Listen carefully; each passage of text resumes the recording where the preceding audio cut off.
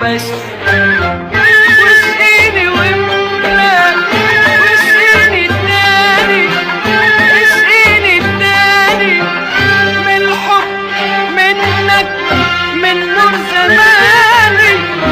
اسقيني يا قلبي من يوم ما شفتك حسيت كأني اتخلقت تاني تاني تاني. حسيت كأني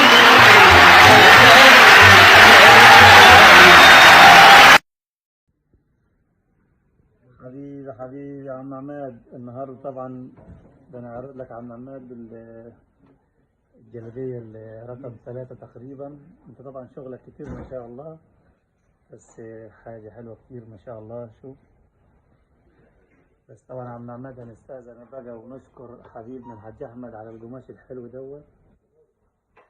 القماش حاجة يعني أظن يا عم عماد القماش بيساعد الخياط برضه في التفصيل وكده.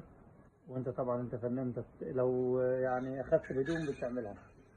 فبنشكرك وجزاك الله خير، وربنا يسعدك ويزيد رزقك. ولك عندي ازازة برفان يا عم عماد، يعني ان شاء الله هجيبها لك حاجة تفرحك، لان انت تستاهل، لان انت تستاهل اسعدتني. فان شاء الله اسعدك باذن الله. وهنجيب لك براند حلو كده نميز بيه عم عماد، نقول البراند ده بتاع عم عماد ان شاء الله. حبيبي حبيبي يا عم عماد.